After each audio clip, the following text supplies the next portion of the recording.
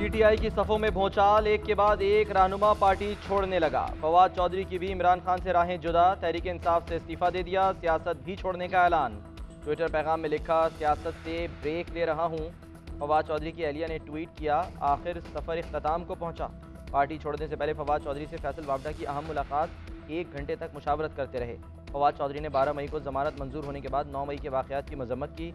Islamabad high court के बाहर दोबारा गिरफ्तारी से बचने के लिए दौड़ भी लगाई थी।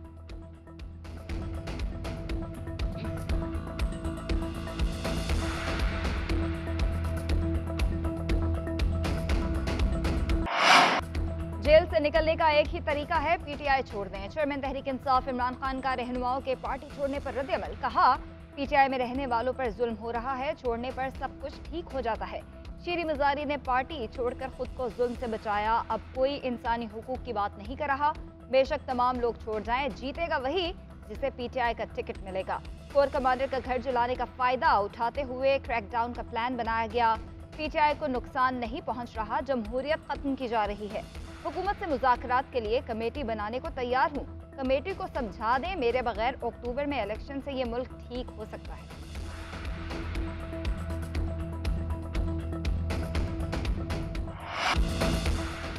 9 मई के वाक़यात का मास्टरमाइंड इमरान खान है। इमरान न्याजी ने अपने कारकुनों को शरपसंदी की तरबियत दी। तहरीक इंसाफ के शरपसंदों ने रेड लाइन क्रॉस की, इनके लिए कोई माफ़ी नहीं।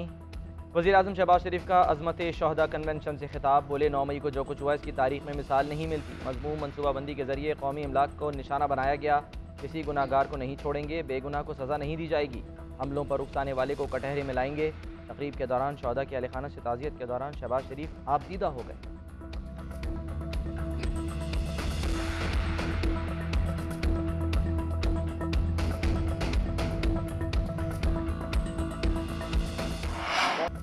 जमात इस्लामी पर भी पाबंदी लगाने की कोशिश की गई थी। सुप्रीम कोर्ट ने कहा था कि किसी जमात पर इस तरह पाबंदी नहीं लगा सकते। अगर तोड़ फोड़ हो तो सिर्फ मुलव्विस लोगों के खिलाफ कार्रवाई की जा सकती है। अगर पाबंदी लगी तो सुप्रीम कोर्ट इसे ख़त्म कर सकती है। बैरिस्टर अली ज़फ़र की मीडिया से गुफ्तगू, कहते हैं अदालतें तहरीक इंसाफ के रहनुमाओं को छोड़ती हैं तो अदालत के बाहर ही गिरफ्तार कर लिया जाता है। ये कानून शिकनी है। इस वक्त मुल्क में कोई कानून नहीं है, इस पर अदालत एक्शन तो लेगी। हज़ारों कानून इस तरह बने और अदालत ने कलअदम करार दे दिए। ऐसा होना पार्लियामेंट और अदलिया में तसादुम नहीं।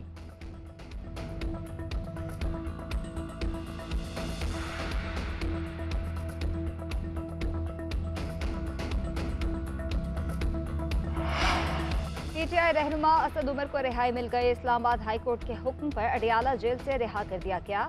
अदालत ने नजरबंदी को कलअदम करार दिया था। समाअत के दौरान जस्टिस मियां गुल हसन औरंगजेब ने रिमार्क्स दिए, जब तक आप प्रेस कॉन्फ्रेंस नहीं करेंगे वो आपको नहीं छोड़ेंगे।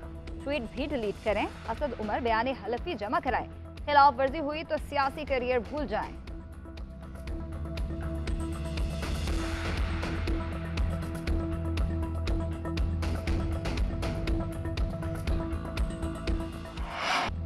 इंसदादे दहशतगर्दी अदालत लाहौर ने खदीजा शाह को 7 दिन के लिए शनाख्त रेट पर जेल भेज दिया। खदीजा शाह को दोबारा 30 मई को पेश करने का हुक्म।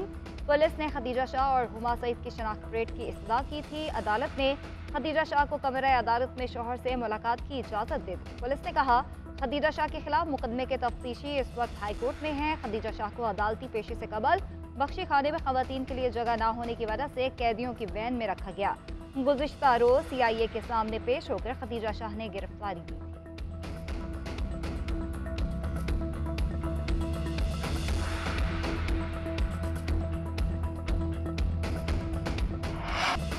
GHQ हमले में पीटीआई खातून रहनुमाओं का भी किरदार सामने आने लगा। पीटीआई की साबिक MPA फराह की सबरीना नामी खातून के साथ मुबैना ऑडियो सामने आ गई।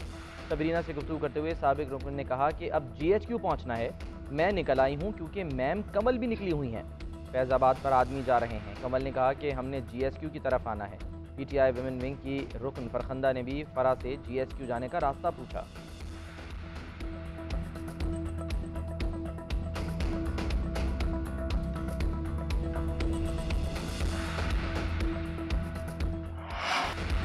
तहरीक इंसाफ ताश के पत्तों की तरह बिखरने लगी है। मुल्तान से साबिक MPA सलीम लाबर ने भी पार्टी छोड़ दी। पार्टी छोड़ने और टिकट वापस करने का ऐलान।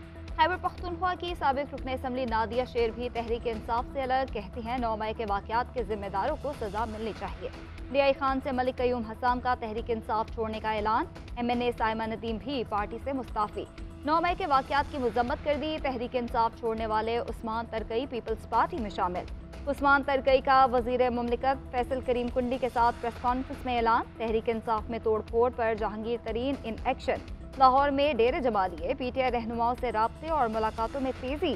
एक हफ्ते के दौरान 20 से ज्यादा अहम सियासी शख्सियात की जहांगीर तरीन से मुलाकातें। पीटीआई में फॉरवर्ड ब्लॉक बनाने की तजवीज़ ज़ेर गौर।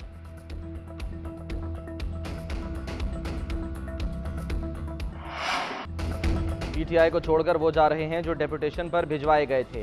इनको कैबिनेट डिवीजन रिपोर्ट करने का कहा गया है। बाबर आवान का पार्टी छोड़ने वाले रहनुमाओं के लिए तबसरा। कहते हैं अवाम आज भी इमरान खान के साथ हैं। जितने रहनुमा जा रहे हैं वो सब मिलकर एक वोट भी नहीं तोड़ सकते।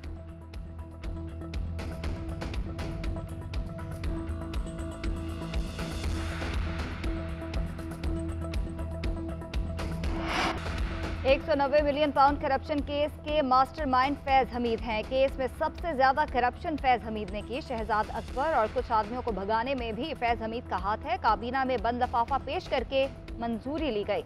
मैंने मुखालिफत की, उसी वक्त कहा कि इस पर नैब केस बनेगा। फैज हमीद की बाकियात अभी भी सेनेट और दाएं बाएं मौजूद हैं। मुझे कोई दस्तावेजात देने की जरूरत नहीं, बयान रिकॉर्ड करा दिया। साबिक विफाकी वजीर फैसल वावडा की नैब पेशी के बाद मीडिया से गुफ्तगू। कहा सेनेटर्स जो करते रहे वो भी बता दूंगा। कुछ लोग घनाउने इजराइम में मुलविस हैं। सदर आरिफ अलवी ने जो काम किया वो दुश्मन भी नहीं कर सकता। इस मिसअंडरस्टैंडिंग में सबसे बड़ा रोल ऐवान सदर और आरिफ अलवी का है। फैज हमीद इमरान खान को माइनस करके उनकी जगह लेना चाहते हैं। 9 मई को अमलाक को नुकसान पहुंचाने और फसाद का प्लान बहुत पहले से तैयार हो रहा था। साबिक चीफ जस्टिस साकिब निसार के बेटे की ऑडियो लीक की तहकीकात के लिए कायम खुसूसी कमेटी का इजलास। FIA ने ऑडियो लीक से मुतालिक रिपोर्ट कमेटी को जमा करा दी। साकिब निसार के साहबजादे नजम साकिब और 2 दीगर अफराद को आइंदा इजलास में तलब कर लिया गया। असलम भूतानी ने कहा तीनों अफराद माह रवां की 31 तारीख को कमेटी में मौक़िफ़ पेश कर सकते हैं। खुसूसी कमेटी का कौमी असम्बली का रिकॉर्ड सुप्रीम कोर्ट को ना देने का फैसला। उधर ऑडियो लीक की तहकीकात जारी। अटॉर्नी जनरल ऑफिस ने 8 मुबैना ऑडियो से मुतालिक 12 नामों की फहरिस्त तैयार कर ली। फहरिस्त में इमरान खान, परवेज़ इलाही, ख्वाजा तारिक रहीम, उनकी अहलिया राफिया तारिक, मसरत जमशेद चीमा, नजम साकिब, अबू ज़र मकसूद चढ़ड़, महजबीन नून, आबिद जुबैरी का नाम शामिल।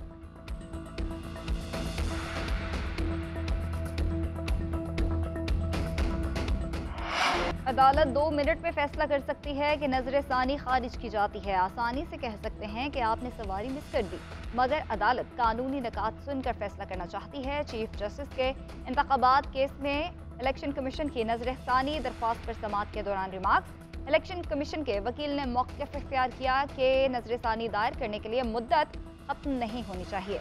जस्टिस मुनीब अख्तर ने कहा कि दायरा कार पर आपकी दलील दुरुस्त मान लें तो सुप्रीम कोर्ट रूल्स का लदम हो जाएंगे। दायरा कार बढ़ाया तो कई साल पुराने मुकदमात भी आ जाएंगे। क्या 10 साल बाद कोई नजरसानी दायर करके कह सकता है कि रूल्स मुकम्मल लागू नहीं होते? आपको शायद अपनी दलील माने जाने के नताइज का अंदाजा नहीं है। जस्टिस एजाजुल अहसन ने रिमार्क्स दिए कि नजरसानी का दायरा कार सुप्रीम कोर्ट रूल्स में मौजूद है। रूल्स नजरसानी के आईने इकदाम पर कदगन नहीं लगा सकते। चीफ जस्टिस ने रिमार्क्स दिए कि आपकी नज़र में नजरसानी का दायरा महदूद होना दुरुस्त नहीं है। इस नुक्ते पर अटॉर्नी जनरल से राय लेंगे। समाअत कल तक मुलतवी कर दी गई।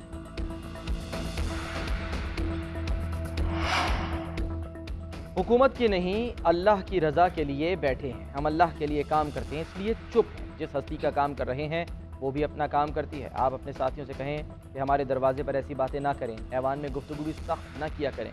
चीफ जस्टिस के रिमार्क्स। कहा हमारी हर चीज़ दुरुस्त रिपोर्ट नहीं होती। कहा गया इमरान खान को अदालत ने मर्सिडीज़ दी थी, मैं तो मर्सिडीज़ इस्तेमाल ही नहीं करता। पुलिस ने इमरान खान की मर्सिडीज़ का बंदोबस्त किया था। इस बात को पता नहीं क्या से क्या बना दिया गया। सियासी जमातों के मफादात कहीं और जुड़े हुए थे। कानूनी निकात पर दलाइल के बजाय बेंच पर एतराज़ किया गया। 9 रुकनी से बेंच 5 रुकनी बना, वो भी अदालती हुक्म पर। 7 रुकनी बेंच अदालत के हुक्म पर बना ही नहीं तो 4-3 का फैसला कैसे हो गया?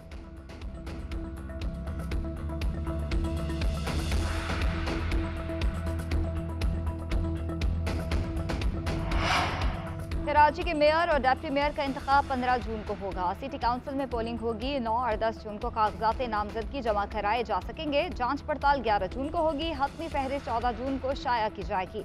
इलेक्शन कमीशन सिंध ने शेड्यूल जारी कर दिया। गैर मुंतखब उम्मीदवार भी मेयर और चेयरमैन का इलेक्शन लड़ सकेंगे।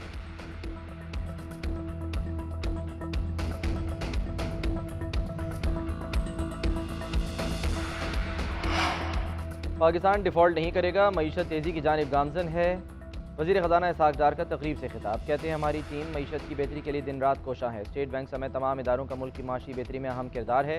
IMF मुआहदे के हवाले से हमारी टीम ने काम मुकम्मल कर दिया। हमें बहुत से चैलेंजेस का सामना है, हम सबको मिलकर पाकिस्तान को आगे लेकर जाना है।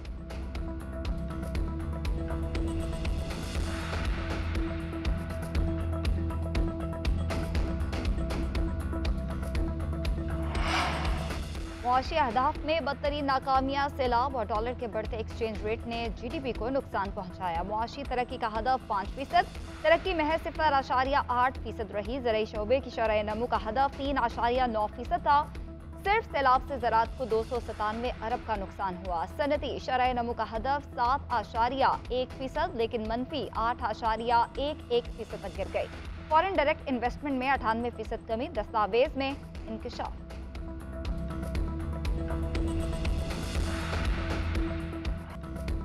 मादर वतन की खातिर जान का नजराना पेश करने वालों को खिराजे अकीदत। यौम तकरीम शहदाए पाकिस्तान के हवाले से ऑफिशियल नगमा माएँ पाकिस्तानी हैं जारी कर दिया गया। 9 मई को शरपसंदी और बेहरमती की शदीद अल्फाज में मजम्मत। भारतीय फ़ज़ाइया को लोहे के चने चबवाने वाले शेरदिल विंग कमांडर हसन सिद्दीकी ने यौम तकरीम शहदा पर पैगाम जारी कर दिया। कहा, पाकिस्तान सिर्फ खित्ता अर्ज़ नहीं बल्कि एक नज़रिए और अज़्म का नाम है। इस नज़रिए की बका के लिए अफवाज पाकिस्तान ने किसी कुर्बानी से दरेक नहीं किया। दुश्मनाने पाकिस्तान को ये पैगाम देना चाहता हूँ कि पाकिस्तानी कौम का वक़ार, उसका अज़्म और नज़रिया पाकिस्तान हमारे लिए सबसे अहम है।